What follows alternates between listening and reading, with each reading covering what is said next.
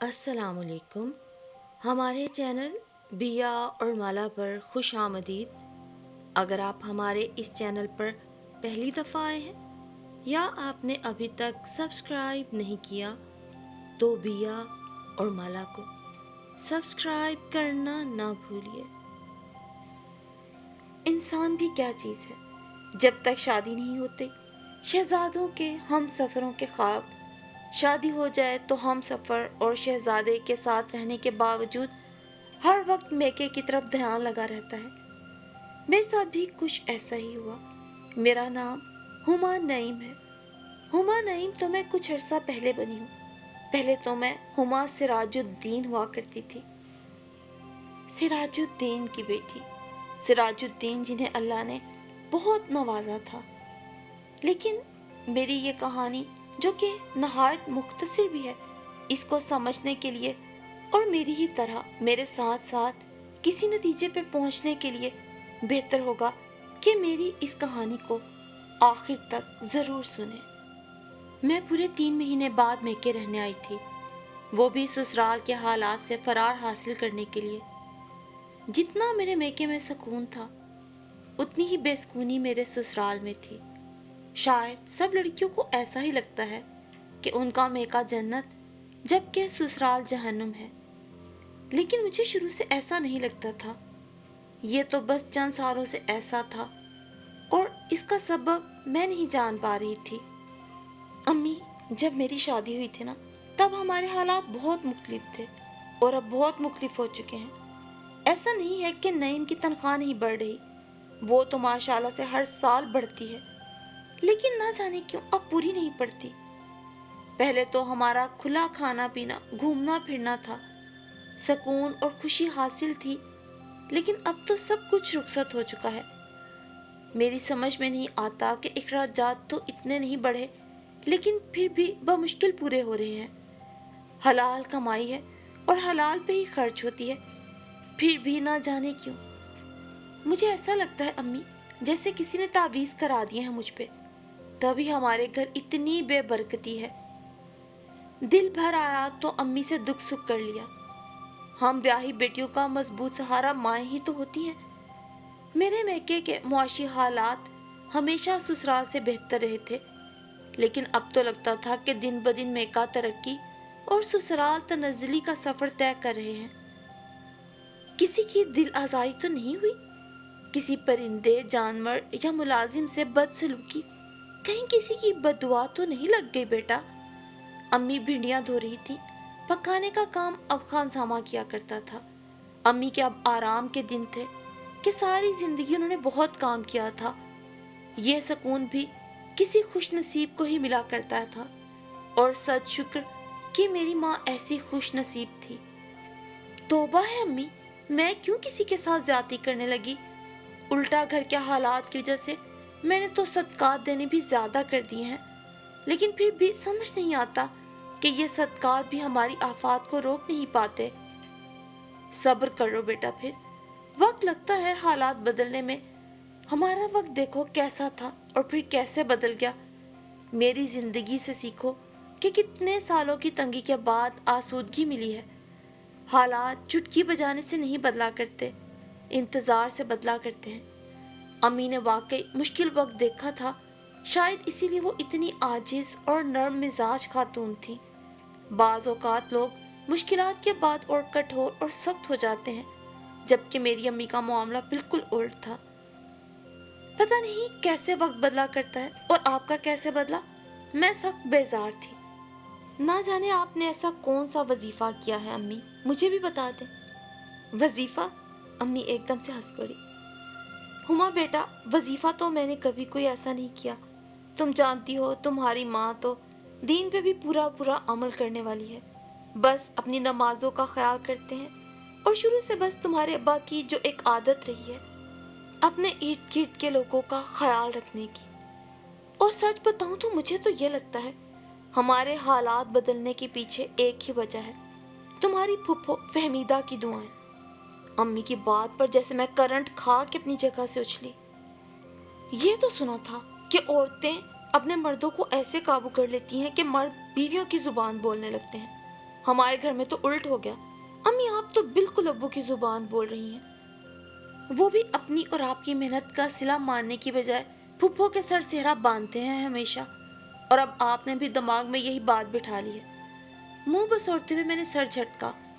मुझे अब्बा की इस आदत का बखूबी पता था, और ये बात कभी भी हजम नहीं होती थी कि ख्वाह बहन को क्रेडिट देते रहते हैं। अब्बा की जुबानी फुप्पो की कहानी मैंने कई बार बेदिली से सुनी थी, लेकिन कभी भी उस पर यकीन नहीं किया था। अब्बा जो 3 बहनों के इकलौते भाई थे, बड़ी 2 बहनें तो बाहर के मुल्क ब्याही हुई थीं, खुशहाल थीं, लेकिन उनसे छोटी फहमीदा फुप्पो ही अपने खालाजाद से ब्याही गई थी। मुनीर फूफा अगरचे बहुत नेक दिल और मेहनत करने वाले थे, लेकिन एक छोटी सी कंपनी में प्लम्बरी करते थे। 3 बड़ी बेटियों के बाद जाकर अल्लाह ने 2 बेटों से भी नवाजा था। फूफा अपनी महदूद सी तनख्वाह में घर वालों को कैसे ऐशो इशरत करा सकते थे। एक तरफ हम थे, अच्छा रहन सहन, अच्छा खाना पीना, अपना घर तो फूफा का किराए का घर था। फूफो अपने बच्चों को अच्छी और आला तालीम दिलवाना चाहती थी, लेकिन फिर भी उन्होंने सरकारी स्कूलों में ही बच्चों को पढ़ाया। ऐसे में अब्बा ने उनका बहुत साथ दिया था। हम भी तब छोटे थे, बहुत तफसीलात तो मुझे अंदाज़ा नहीं, मगर फिर भी ये पता है हर मौके पे फुफ्फो और फुफ्फा जी के बच्चों समेत जोड़े। उसके बाद हर महीने फुफ्फो को खर्चा भी भिजवाया करते।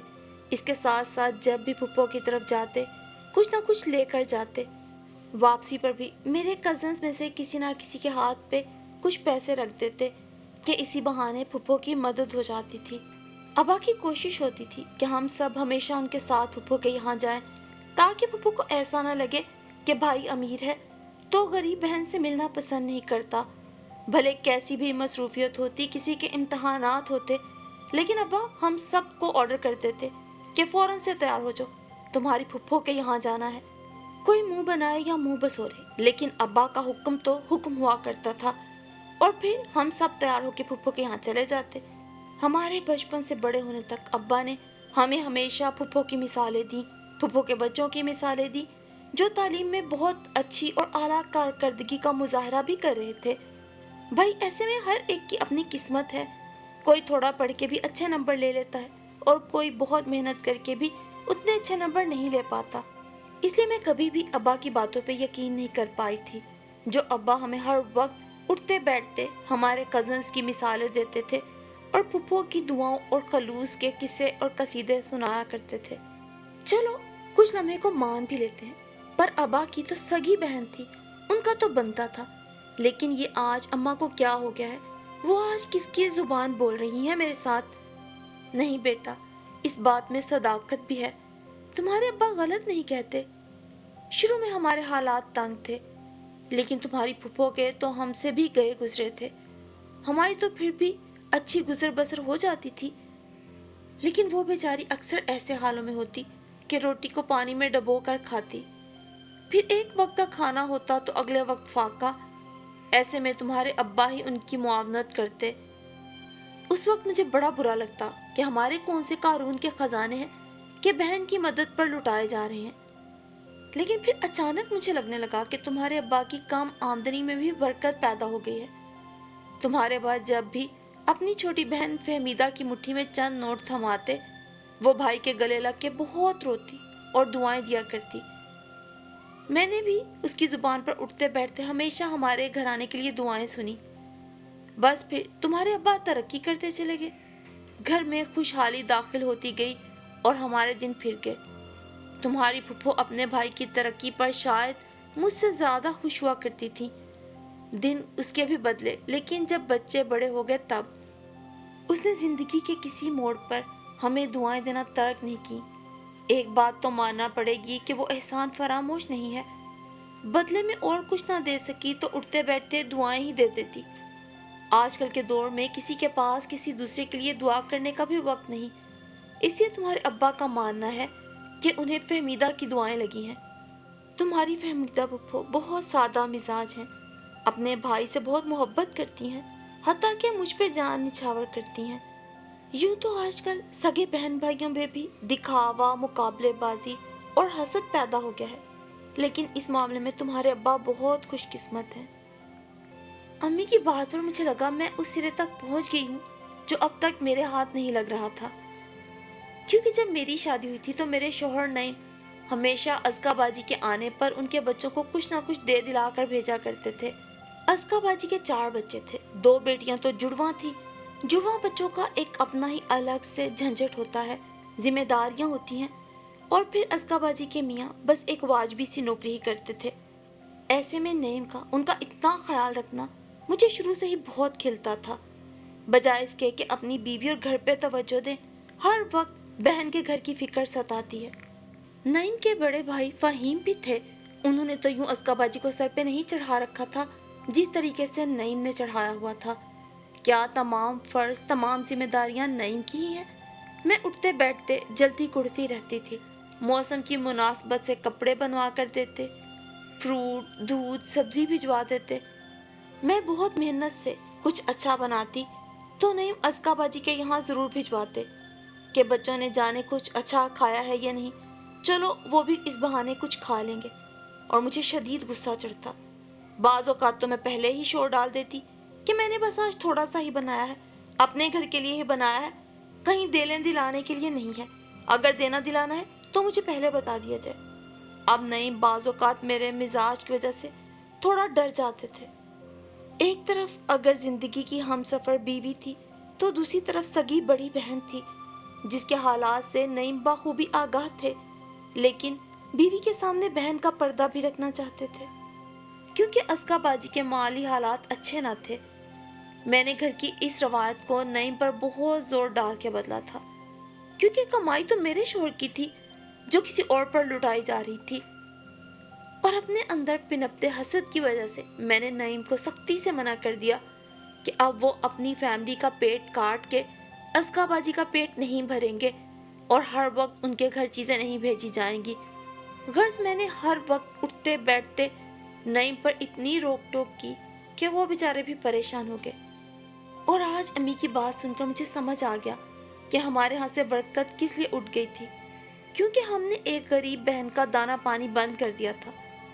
खुद मैं जब मेके आती मेरे भाई खूब दे दिलाकर भेजा करते। मेरे आने पर मेरी खूब खिदमत तवाज़ो होती। हालांकि मैं इस घर की बेटी थी, कोई मेहमान तो नहीं, और कमाई तो मेरे भाइयों की थी, मेरे शोहर की नहीं। लेकिन मुझे यूं प्रोटोकॉल दिया जाता जैसे मैं कोई बहुत अहम शख्सियत हूँ। नाश्तों के और डिनर्स के मुख्तलिफ एहतमाम किए जाते। मेरे भाई गर्ज मुझे हर तरह से खुश करके भेजते थे कि अब्बा ने उनकी तरबियत में बहनों के साथ हुस्न इखलाक के साथ साथ उन्हें कुछ देना दिलाना शामिल किया था, और भाभी बनकर मैंने ये सब नहीं किया था। भला इधर उधर सदकात करने से कई गुना बेहतर नहीं था कि मैं सबसे पहले अपने करीबी गरीब रिश्तेदार की माली मुआवनत करवा देती। और अस्का बाजी से ज़्यादा कौन हकदार था भला नईम की कमाई का। आज अपनी गलती का इदराक होते ही मैंने तहैया कर लिया कि अब पहले की तरह अस्का बाजी के लिए मैं सब कुछ खुद करूंगी, क्योंकि हर इंसान की तरह मुझे भी उन खामोश दुआओं की ज़रूरत थी जो किसी मजबूर के दिल से बेसाख्ता निकलती हैं।